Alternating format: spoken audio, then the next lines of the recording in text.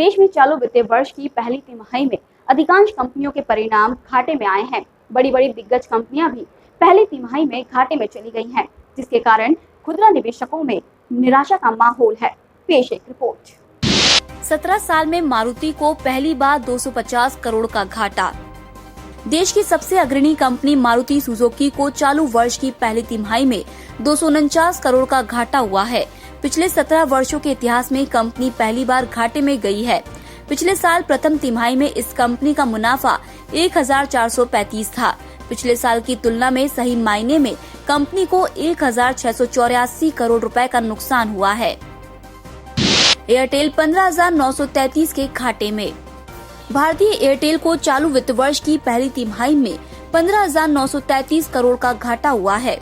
पिछले वित्त वर्ष में इसी अवधि में कंपनी को घाटा 2,866 करोड़ का हुआ था।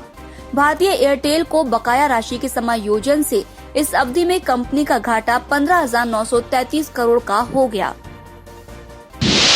जेट एयरवेज का घाटा 5,536 करोड़। जेट एयरवेज इन दिनों दिवालिया समाधान प्रक्रिया से गुजर रही है। मार्च 2019 को समाप्त हुए वर्ष में जेट एयरवेज को घाटा 5,536 करोड़ रुपए हो गया था। 2019 में जेट एयरवेज दिवालिया कानून के अंतर्गत प्राधिकरण की प्रक्रिया में चली गई, जिसके कारण 2019 के बाद के आंकड़े नहीं जोड़े गए हैं। इंडिगो को 2,844 करोड़ का घाटा। इंडिगो को चालू वित्त वर्ष की पहली तिमाही में 2,844 करोड़ का शुद्ध घाटा हुआ है।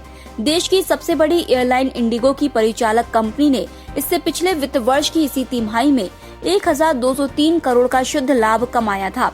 इस तिमाही के दौरान एयरलाइन की परिचालन से आय 92% से घटकर 766 करोड़ रह गई है। स्पाइस जेट को 860 करोड़ रुपए का नुकसान। स्पाइस जेट को वित्त वर्ष 2020 की चौथी तिमाही में 807 करोड़ रुपए का घाटा हुआ है। हालांकि कंपनी चालू वित्त वर्ष की पहली तिमाही का रिजल्ट बाद में जारी करेगी। एक साल पहले इसी तिमाही में कंपनी को 72 करोड़ रुपए का लाभ हुआ था। वहीं पूरे साल के दौरान कंपनी का शुद्ध घाटा 934 करोड़ रुपए रहा है। कंपनी ने बताया कि चौथी तिमाही में नॉन कैश घाटा 473 करोड़ रुपए का रहा है। यह घाटा फॉरेक्स नुकसान के कारण हुआ है, जो इन AS 116 की वजह से लीज लायबिलिटी थी। Bureau report, MSTV, Bhopal.